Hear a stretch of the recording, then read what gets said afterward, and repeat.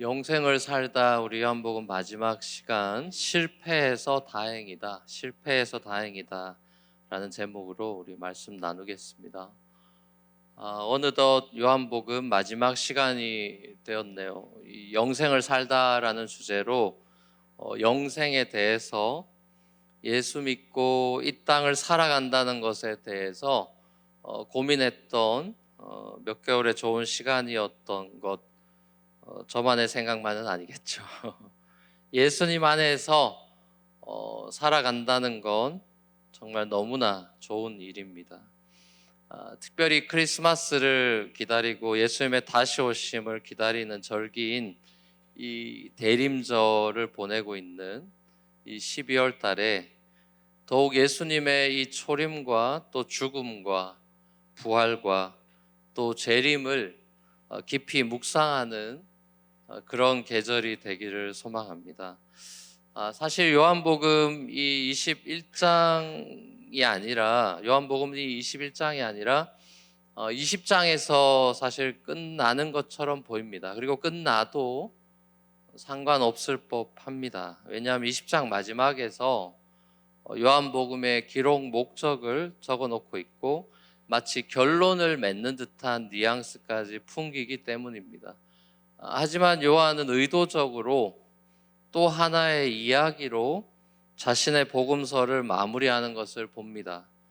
바로 부활 후에 베드로에게 나타나신 예수님의 베드로 1:1 제자 양육 이야기를 우리에게 들려줍니다.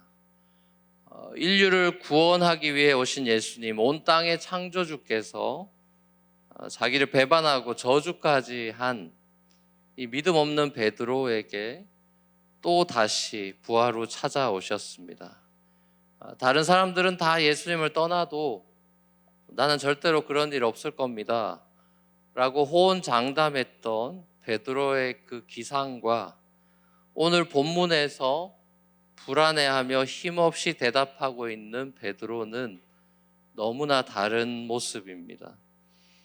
예수님 눈을 똑바로 쳐다볼 면목조차 없는 베드로를 봅니다. 밤새도록 고기 잡는 데 실패한 7명의 제자들한테 이제 새벽에 나타나신 그 예수님을 반가워하면서 맨몸으로 제일 먼저 바다로 뛰어들어서 예수님께 달려갔던 사람도 역시나 베드로였습니다. 사람 성격 참 안 변한다는 장면을 또 보는 것이죠. 예수님이 이처럼 제자들에게 나타나신 사건은 이번이 3번째라고 기록하고 있습니다. 이때까지도 이 제자들은 예수님의 부활을 반신반의했던 것 같습니다.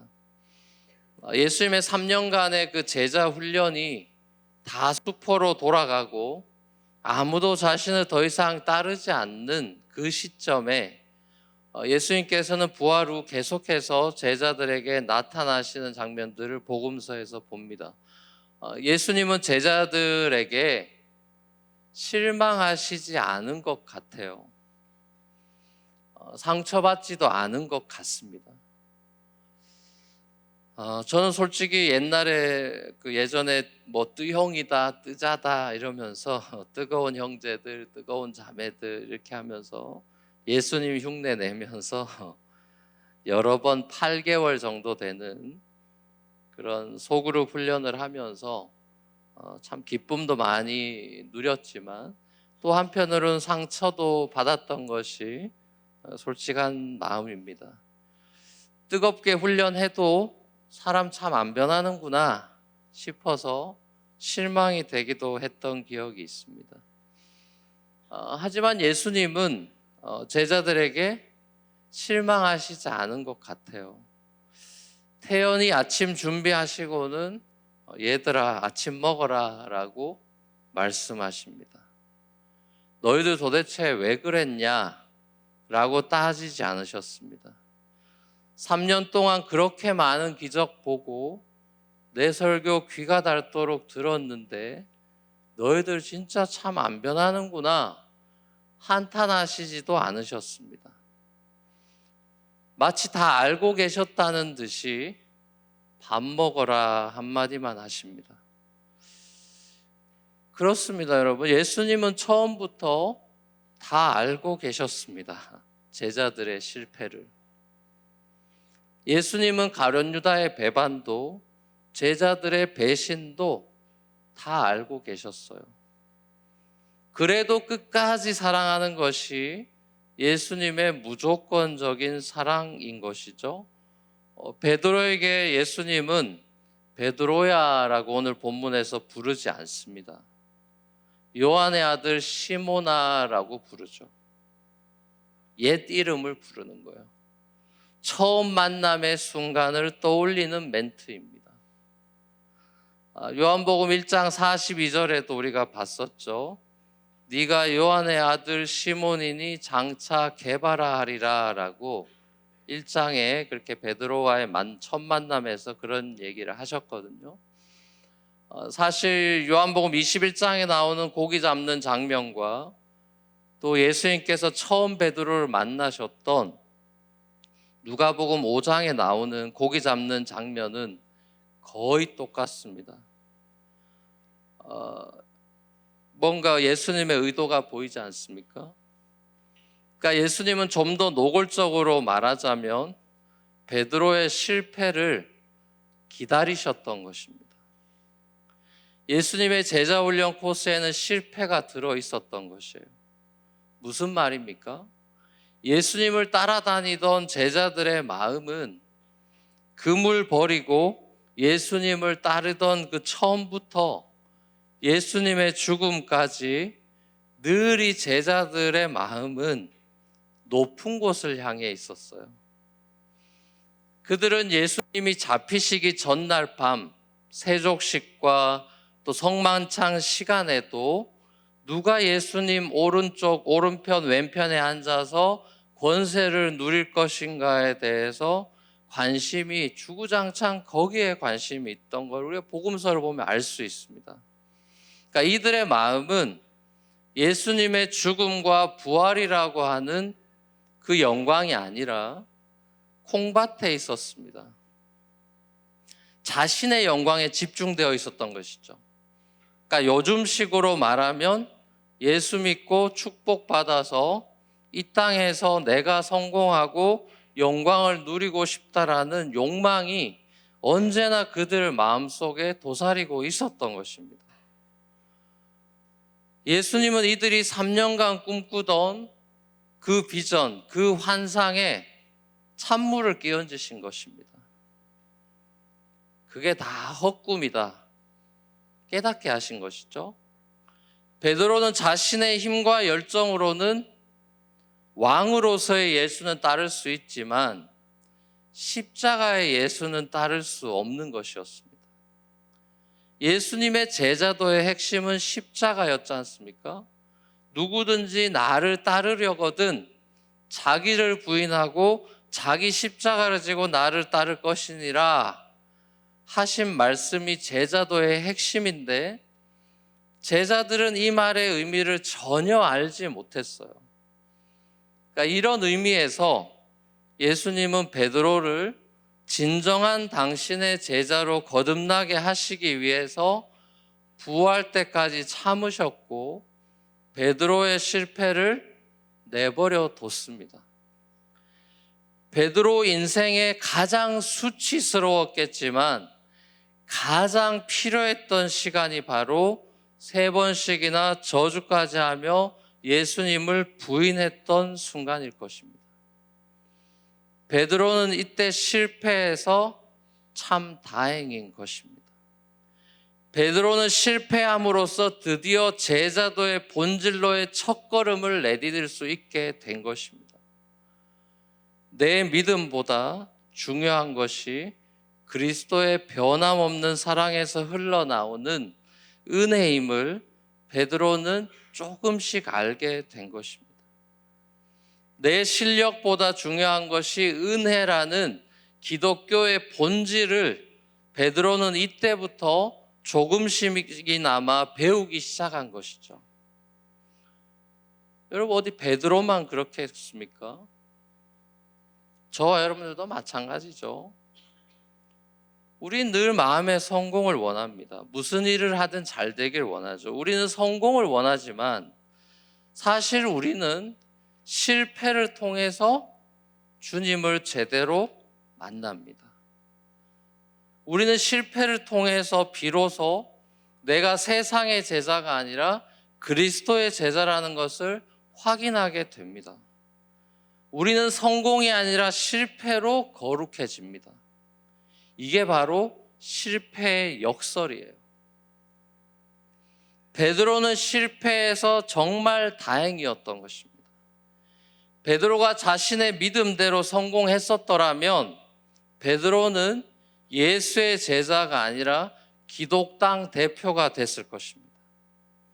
자신의 수제자됨을 자랑하면서 사도직을 갑질의 수단으로 권력으로 사용했을 것입니다.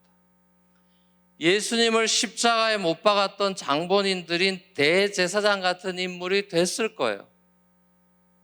그 높아지려는 욕망의 마음 그대로 있었다면 100% 이렇게 됐습니다. 여러분, 우리 안에는 실패에 대한 두려움이 언제나 있죠. 박사학위를 공부하는 학생들은 종합시험에서 떨어지면 어떡하나, 사업하는 사람들은 내가 사업에 실패하면 어떡하지? 연애하는 청년이면 내가 이 연애에 실패하면 어떡하지? 결혼을 또 망설이는 청년들, 결혼을 앞두고 있는 청년들은 내가 이 결혼을 끝까지 성공적으로 잘 이끌지 못하고 실패하면 어떡하지? 두려워합니다. 그래서 더욱 우리는 성공에 집착하는 거예요. 그 두려움을 실어서 성공에 집착하는 거예요. 수단과 방법을 가리지 않고 어떻게든 성공하려고 달려듭니다. 하지만 실패만을 묵상하는 것도 성공만을 집착하는 것도 둘 다 복음적이지 않아요. 둘 다 복음적이지 않습니다. 실패한 것을 계속 묵상하는 것도 복음적이지 않고 성공만을 향해 미친 듯이 달려가서 그 성공을 집착해서 두려움을 없애려고 하는 것도 복음적이지 않습니다. 그리스도의 제자가 되었다는 것은 나의 성공과 실패를 내 삶의 중심부에 더 이상 두지 않는 자유함을 얻게 되었다는 것입니다. 그리스도 안에서 영생을 살아가는 사람에게는 성공이 아니고 실패가 아닌 것입니다. 성공에 우쭐대지도 않고 실패에 좌절하지도 않습니다. 우리 삶의 기준과 가치관이 완전히 달라져 버렸기 때문입니다. 베드로에게 예수님은 3번의 똑같은 질문을 하셨습니다. 무슨 말이겠어요? 가장 중요한 질문 3번 한 겁니다. 그 질문은 너무나 유명한 네가 이 사람들보다 나를 더 사랑하느냐? 라는 질문이었습니다. 어떤 사본에는 이 사람들 대신에 이것들보다라고 물건으로 되어 있습니다. 만약 이것들이라는 사본이 원본에 더 가깝다고 한다면 이것들은 예수님 이 말씀 덕분에 잡게 되었던 153마리의 생선들을 가리키는 말입니다. 이 사람들이라는 게 이 사본이 원본에 더 가깝다면 이 사람들은 옆에 있던 제자들을 가리키는 거죠. 이 번역이 어떤 게 됐던 간에 예수님의 질문의 핵심은 고기잡이의 성공보다 밤새도록 쫄딱 실패하고 153마리라는 엄청난 그물이 찢어지도록 잡은 이 고기잡이의 성공보다 또 네 옆에 있는 친구들보다 나를 더 사랑하느냐라는 의미입니다. 무슨 말이죠? 성공과 실패와 다른 그 무엇보다 처음부터 지금까지 너를 떠난 적도 없고 버린 적도 없는 나를 바라봐라는 사랑으로의 초대인 것이죠. 그러니까 네가 나를 사랑하느냐라는 질문의 전제는 나는 너를 여전히 사랑해라는 전제가 깔려 있는 것이죠. 저와 여러분도 마찬가지겠습니다. 나는 나의 성공과 실패만을 바라보는 이 시선에서 나를 바라보시는 그 그리스도를 바라봐야 합니다. 특별히 대림절을 맞이해서 그리스도께서 나를 바라보시는 그 사랑의 눈동자를 바라봐야 되는 것이죠. 그분은 죄와 실수로 실패한 자리에 있는 저와 여러분을 다그치거나 나무라지 않으십니다. 우리가 질그릇 같고 연약한 죄인임을 이미 다 알고 계십니다. 우리의 실패도 이미 다 알고 계십니다. 우리를 사랑해 주시면은 우리가 쓸모 있는 사람 될 것 같아서 사랑해 주시는 분이 아니십니다. 조건적이지 않습니다. 내가 남편 사랑하면 쓸만한 남편 될까 봐 사랑해 주는 게 아닙니다. 예수님의 우리를 향한 사랑은 조건적이지 않습니다. 예수님은 제자들의 믿음 없음을 알고 계셨고 자신을 배반할 것을 알고 계셨지만 그들을 끝까지 사랑해 주셨습니다. 발을 씻겨 주셨고 마침내 그들을 위해서 십자가에서 죽으셨습니다. 예수님은 우리의 믿음 없음, 우리의 실력 없음을 다 알고 계십니다. 우리 머리털까지 다 세신 바 되신 분이기 때문입니다. 작년 이 무렵에 제 생일에 우리 세 딸들이 저한테 아빠 내일 생일에 자기들이 아침 일찍 일어나서 아침 식사 차려주겠다고 호언장담을 했습니다. 너무 기특하고 야 이제 애들 많이 컸구나 깜짝 놀랐습니다. 사실 이런 말을 한다는 자체가 기특하고 야 우리 애들이 많이 컸구나 싶어서 흐뭇했어요. 근데 가만히 보니까 이 녀석들이 밤늦게까지 실컷 놀다가 잘 생각을 안 해요. 분명히 아침 일찍 일어나서 아침을 차려준다 그랬는데 밤늦게까지 실컷 놀고 아주 늦게 잠자리에 드는 겁니다. 그래서 그때 전 이미 알았어요. 내일 아침 얻어먹기는커녕 내가 얘네들 아침 챙겨줘야 되겠구나. 우리 애들의 마음은 진심이었습니다. 나한테 아침밥 차려주겠다는 말은 너무 고맙고 사랑스러운 말이었습니다. 하지만 얘네들은 아직 아빠를 섬길 실력은 없는 애들입니다. 나중에 뒷조사를 해보니까 알람조차 맞추지 않고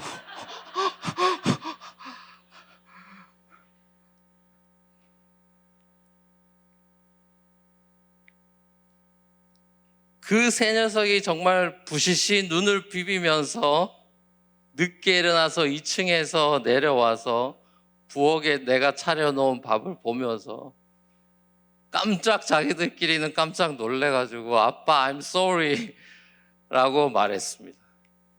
제가 뭐라고 말했겠어요? 너흰 자식도 아니야 그랬겠어요? 뭐라고 했는지 우리 애들한테 가서 물어보십시오. 약속 안 지켰다고 뭐 군대용어로 갈궜겠습니까? 당황해서 어쩔 줄 모르는 그 모습이 너무나 귀엽고 사랑스러웠습니다. 이런 모습이 딱 베드로의 모습이고 저와 여러분들의 모습인 것 같습니다. 마음은 진심인데 실력이 없어요. 저만 보더라도 저는 진짜 진심으로 설교할 때마다 눈물을 흘리면서 그리스도를 사랑합니다. 저 정말 예수님 좋아해요. 제가 사랑하는 아내, 딸들보다도 정말 예수님을 제일 사랑한다고 감히 말할 수 있을 것 같아요. 그래도 저는 딴짓을 할까요, 안 할까요? 저 진심으로 주님 제일 사랑한다. 이 지상의 그 누구보다도. 자, 그러면 제가 이 설교 끝나고 그러니까 주일은 거룩한 날이라 치고 또 월요일도 거룩하지만 세상 속에 살아가는 월요일이 됐을 때 제가 주님 앞에서 그대로 설교하는 마음으로 살까요? 아니면 딴짓하고 살까요?